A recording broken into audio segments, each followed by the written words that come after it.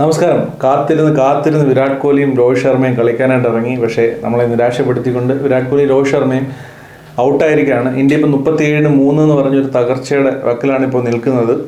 ഇപ്പോൾ rain delay ആണ്. അപ്പോൾ ഇപ്പോൾ ഒരു വീഡിയോ ഈ ഒരു 3 വിക്കറ്റ് പോയ ഇയർലി സ്റ്റേജിൽ ചെയ്യാനായിട്ടുള്ള റീസൺ തന്നെ ഒരു യൂട്യൂബിൽ വന്നൊരു കമൻറ്റാണ്. ഇന്നലെ ഒരു ആൾ കമൻറ്റ് ഇട്ടിരുന്നു, അതായത് ഇത് വിരാട് കോഹ്ലിയുടെയും രോഹിത് ശർമ്മയുടെ ലാസ്റ്റ് സീരീസ് ആയിരിക്കും. അപ്പോൾ ഞാൻ പറഞ്ഞു ഓസ്ട്രേലിയയുടെ ലാസ്റ്റ് സീരീസ് ആയിരിക്കും എന്ന് കമൻറ്റ് ചെയ്തിരുന്നു. സോ ഇപ്പോൾ വിരാട് കോഹ്ലി രോഹിത് ശർമ്മ ഔട്ടായ ഉടനെ പുള്ളി കമൻറ്റ് ചെയ്തിരിക്കുകയാണ്, what you say now dude, don't be blind fandom, this is a team game. സഞ്ജുവിനെ വിമർശിക്കാൻ വലിയ നാക്കാണല്ലോ, I'm waiting for an analytics. പുട്ടിയടിക്കാൻ കുറച്ച് കഷ്ടപ്പെടും, അത് കഴിഞ്ഞിട്ട് വീണ്ടും what a shameful analysis man, in this form do you really think even deserve to be in the team. Virat കോഹ്ലിയെ പറ്റി പറയുന്നത്, you mark my word, he will not cause. There are champion youngsters fighting for their sport. Wait and watch. ഇതാണ് ആ comment. ഇതിനകത്ത് എനിക്ക് പറയാനുള്ളത്, ഈ രണ്ടുപേരും വിരാട് കോഹ്ലി ആൻഡ് രോഹിത് ശർമ്മ ഇതിന് മുമ്പ് കളിച്ച ഓടി, ഇന്ത്യ തന്നെ ഇതിന് മുമ്പ് കളിച്ച ഓടി എന്ന് പറയുന്നത് ചാമ്പ്യൻസ് ട്രോഫി ഫൈനലാണ്. ആ ചാമ്പ്യൻസ് ട്രോഫി ഫൈനലിലെ മാൻ ഓഫ് ദി മാച്ചാണ് രോഹിത് ശർമ്മ. സെമി ഫൈനലിലെ മാൻ ഓഫ് ദി മാച്ചാണ് വിരാട് കോഹ്ലി.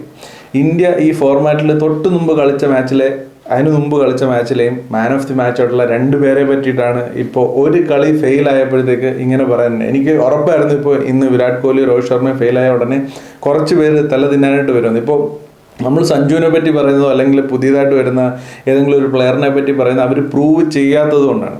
സഞ്ജു ഒരു മാച്ച് വിന്നിങ് ഇന്നിങ്സ് ആയിട്ട് പറയും. ഇപ്പോൾ 3 സെഞ്ചുറി സൗത്ത് ആഫ്രിക്കയിൽ അടിച്ചതിനെ പറ്റിയിട്ടൊന്നുമല്ല. എന്നാൽ വിരാട് കോഹ്ലി ഒക്കെ അല്ലെങ്കിൽ ഋഷഭ് പന്ത് ഗാബയിലൊക്കെ അടിച്ച പോലുള്ള ഒരു ഇന്നിങ്സ് ഒന്നും സഞ്ജു സ്കോർ ചെയ്തിട്ടില്ല. അപ്പോൾ അതുകൊണ്ടാണ് പലപ്പോഴും അങ്ങനെയുള്ള ഇന്നിങ്സ് സഞ്ജു കളിക്കണമെന്നുള്ള ഒരു ആഗ്രഹത്തിൻ്റെ പുറത്താണ് നമ്മൾ പലപ്പോഴും നിരാശരായിട്ട് വിമർശിക്കുന്നത്. അതേസമയം വിരാട് കോഹ്ലി രോഹിത് ശർമ്മ എന്നൊക്കെ പറഞ്ഞാൽ കഴിഞ്ഞ ഒരു 10 വർഷത്തിന് മുകളിലായിട്ട് ഇന്ത്യയുടെ നെടുന്തൂണാണ് രണ്ടുപേരും. അവർക്കിനി പ്രൂവ് ചെയ്യാൻ ഒന്നുമില്ല. ഇന്ത്യൻ ടീമിൽ അവസരം കിട്ടാൻ വേണ്ടിയിട്ട് ഇന്നത്തെ ഒരു പെർഫോമൻസിൻ്റെ അളവുകോലൊന്നും എടുക്കേണ്ട യാതൊരു ആവശ്യമില്ല. ഇന്നൊരു മാച്ചിൽ അവർ ഫെയിലായെന്ന് വെച്ചിട്ട് അവരെ അളക്കാനും ആരും നിൽക്കേണ്ട ആവശ്യമില്ല.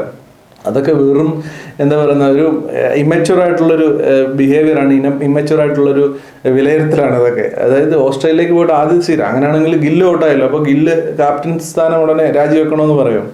വിരാട് കോഹ്ലി ആൻഡ് രോഹിത് ശർമ്മ ഇതൊരു ഫാൻഡത്തിന്റെ പേരിലൊന്നും അല്ല പറയും. ഇപ്പോൾ ഏഷ്യ കപ്പ് എടുത്താലും ചാമ്പ്യൻസ് ട്രോഫി എടുത്താലും അവിടെ ഒന്നും ഇന്ത്യക്ക് ഒരു സീരിയസ് ആയിട്ടുള്ള ഒരു കോമ്പറ്റീഷൻ കിട്ടിയില്ല. പല റീസൺസും ഉണ്ട്. ഓസ്ട്രേലിയൻ ടീമിനകത്ത് കുറേ പരിക്കുകളുടെ പ്രശ്നം ഉണ്ടായിരുന്നു. അതുപോലെ തന്നെ മറ്റ് ടീമുകളൊന്നും പെർഫോം ചെയ്തില്ല. ഏഷ്യ കപ്പിൽ പിന്നെ ചലഞ്ച് ചെയ്യില്ലായിരുന്നു. പക്ഷേ മുന്നോട്ട് പോകുമ്പോൾ ഇന്ത്യ ചലഞ്ച് ചെയ്യപ്പെടുന്ന സമയങ്ങളിൽ പ്രത്യേകിച്ച് ODI ഫോർമാറ്റിൽ വിരാട് കോഹ്ലി ആൻഡ് രോഹിത് ശർമ്മ ടീമിൽ വേണമെന്നുള്ളത് ഇപ്പോഴത്തെ സ്ഥിതിയിൽ അനിവാര്യം തന്നെയാണ്. മറ്റ് യങ്സ്റ്റേഴ്സ് ഉണ്ടെന്നുള്ളത് സത്യമാണ്, യങ്സ്റ്റേഴ്സ് കോമ്പറ്റ് ചെയ്യുന്നുണ്ട് വരാനായിട്ട്. പക്ഷേ ഇവരെ റീപ്ലേസ് ചെയ്യാൻ യങ്സ്റ്റേഴ്സിന് പറ്റുമെന്ന് നമുക്കിപ്പോഴും തീരുമാനിക്കാറായിട്ടില്ല. അങ്ങനെ ഒരു ചലഞ്ച് ഇന്ത്യക്ക് വന്നിട്ടില്ല. ഇപ്പോൾ നമുക്കറിയാം ചാമ്പ്യൻസ് ട്രോഫിയുടെ ഫൈനലും സെമി ഫൈനലും എടുത്ത് നോക്കിയാൽ മതി എങ്ങനെയാണ് ഇവർ രണ്ടുപേരും ടീമിനെ സേവ് ചെയ്തതെന്നുള്ളത്. സോ ഇപ്പോഴും അവർ essential part of Indian team തന്നെയാണ് ODI ഫോർമാറ്റിനെ സംബന്ധിച്ച്. അവർ കളിക്കുന്ന ഫോർമാറ്റ് ആയതുകൊണ്ട് തന്നെ ഇല്ല നാളെ കണ്ടിന്യൂസ് ആയിട്ട് ഫെയിൽ ആവുകയാണ്, അല്ലാന്നുണ്ടെങ്കിൽ ഇവർക്ക് ഒരു മാച്ച് പ്രാക്ടീസ് അധികം കിട്ടാത്തത് കൊണ്ട് തന്നെ നമ്പർ ഓഫ് മാച്ചസ് വളരെ കുറവായതുകൊണ്ട് തന്നെ അവർ വീണ്ടും ഫെയിൽ ആവുകയാണെങ്കിൽ തീർച്ചയായിട്ടും യങ്സ്റ്റേഴ്സ് വരണമെന്ന് ഞാൻ തന്നെ പറയും. പക്ഷേ ഇപ്പോഴത്തെ സ്ഥിതിയിൽ എന്തിനാണ് അവരുടെ രക്തത്തിന് വേണ്ടിയിട്ട് ഇത്ര ആൾക്കാർ ബഹളം ഉണ്ടാക്കുന്നത് എനിക്ക് മനസ്സിലാവുന്നില്ല. കാരണം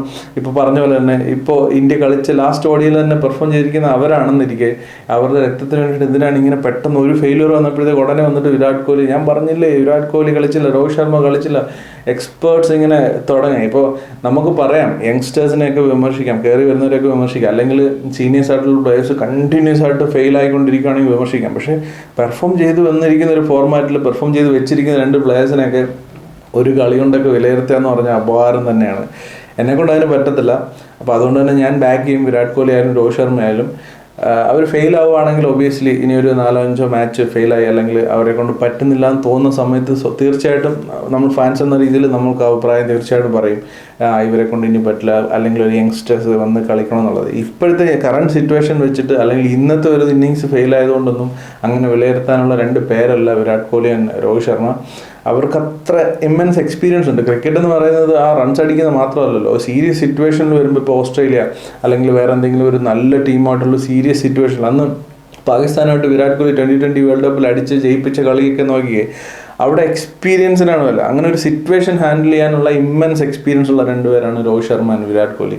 ആ എക്സ്പീരിയൻസ് ഇന്ത്യക്ക് വാല്യുബിൾ ആണോ 2027 വേൾഡ് കപ്പിലേക്ക് പോകുമ്പോഴെന്നുള്ളതാണ് നമ്മളെ സംബന്ധിച്ച് ഏറ്റവും ഇമ്പോർട്ടൻറ്റ്. ആ എക്സ്പീരിയൻസ് വാല്യുബിൾ ആണെന്നുണ്ടെങ്കിൽ, അവർക്ക് പെർഫോം ചെയ്യാൻ പറ്റുകയാണെന്നുണ്ടെങ്കിൽ they will be definitely they in the team. അതിനകത്ത് യാതൊരു സംശയമില്ല.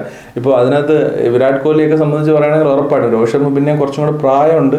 ആ 2027 വേൾഡ് കപ്പ് എത്തുമ്പോഴത്തേക്ക് പുള്ളിയുടെ ഫിറ്റ്നസ് അനുവദിക്കുമോ, ആ ഒരു സംഭവങ്ങളൊക്കെ ഉണ്ട്. പക്ഷേ വിരാട് കോഹ്ലിയെ സംബന്ധിച്ച് he will be fine and fit 2027. അപ്പോൾ ആ ഫോമും കൂടെ നിലനിർത്തുകയാണെന്നുണ്ടെങ്കിൽ, ആ എക്സ്പീരിയൻസ് ഇന്ത്യക്ക് വേണമെന്നുണ്ടെങ്കിൽ ദേ വിൽ പ്ലേ. അതിനകത്ത് യാതൊരു സംശയം വേണ്ട, അവർ കളിക്കുമെന്നുള്ളത്. അതിനകത്ത് ആരും തടയാൻ പറ്റില്ല അവർ പെർഫോം ചെയ്യുകയാണെന്നുണ്ടെങ്കിൽ. ഈ ഒരു ഇന്നിങ്സിൻ്റെ പരാജയമൊന്നും അവരെ ഡിഫൈൻ ചെയ്യാനൊന്നും പോകുന്നില്ല. സോ അതാണ് ഇന്ത്യ ഇപ്പോൾ തകർച്ചയുടെ ഒരു ഇതിലാണ്. സ്വാഭാവികമായിട്ടും ഇന്ത്യൻ പ്ലേയേഴ്സ് ഇപ്പോൾ രോഹിത് ശർമ്മ വിരാട് കോഹ്ലി കളിക്കാതിരുന്നിട്ട് വന്ന് കളിക്കുന്നതിൻ്റെ ഒരു പ്രശ്നം രോഹിത് ശർമ്മയ്ക്ക് വിരാട് കോഹ്ലിക്ക് ഉണ്ടാക്കും. ശുഭ്മൻ ഗിൽ നോക്കുകയാണെന്നുണ്ടെങ്കിൽ ഇപ്പോൾ ഇന്ത്യയിൽ ടെസ്റ്റ് കളിച്ചിട്ട് പോകണം. അപ്പോൾ ടോട്ടലി ഡിഫറെൻറ്റ് കണ്ടീഷനാണ്. ബൗൺസിൻ്റെ ഒക്കെ വ്യത്യാസം ഭയങ്കരമാണ്, മൊത്തത്തിൽ വ്യത്യാസമാണ്. സോ ഒരു പുതിയ കണ്ടീഷനിലേക്ക് ചെന്നിട്ട് പെട്ടെന്ന് നിന്ന് അഡാപ്റ്റ് ആകാനുള്ള ടൈം ഇന്ത്യൻ ടീമിന് എടുക്കും സ്വാഭാവികമായിട്ടും. അത് സ്വാഭാവികമാണ്. ഇനിയിപ്പോൾ ഈ മാച്ചിൽ ഇനിയും കൊളാപ്സായി വിക്കറ്റ് പോയി ഇന്ത്യ പരാജയപ്പെട്ടാലും ശരി, അടുത്ത മാച്ചിൽ ഇന്ത്യ ശക്തമായിട്ട് തിരിച്ചു വരും. നമ്മൾ പലയിടത്തും കണ്ടിട്ടുണ്ട്, ഇംഗ്ലണ്ടിൽ പോയിട്ട് നമ്മൾ ശക്തമായിട്ട് കാണിച്ചു കൊടുത്തില്ല. അപ്പോൾ പുതിയൊരു കണ്ടീഷനാണ്. ഇന്ത്യൻ ടീം ആ ഒരു ടൈം ഡിസേർവ് ചെയ്യുന്നുണ്ട്. അപ്പോൾ അതിനകത്ത് നമ്മൾ ഹറി ചെയ്തിട്ട് കാര്യമില്ല. ഇനി കളി എങ്ങനെ മുന്നോട്ട് പോകുന്നത് നമുക്ക് നോക്കാം. ശ്രേയസ് അയ്യർ ആൻഡ് ഇപ്പോൾ അക്സർ പട്ടേൽ ബാറ്റ് ചെയ്യുന്നുണ്ട്. അപ്പോൾ അക്സർ പട്ടേലിനെ KL രാഹുലിനെ ഇരുത്തിയിട്ട് അക്സർ പട്ടേലിനെ കയറ്റിയിട്ട് ലെഫ്റ്റ് റൈറ്റ് കോമ്പിനേഷന് വേണ്ടിയിട്ടായിരിക്കാം. സോ ആ തീരുമാനം എങ്ങനെ വരും, അക്സർ പട്ടേൽ പെർഫോം ചെയ്യുക, അത് നല്ലൊരു തീരുമാനമാവോ എന്നുള്ളത് നമുക്ക് കണ്ടു തന്നെ അറിയണം.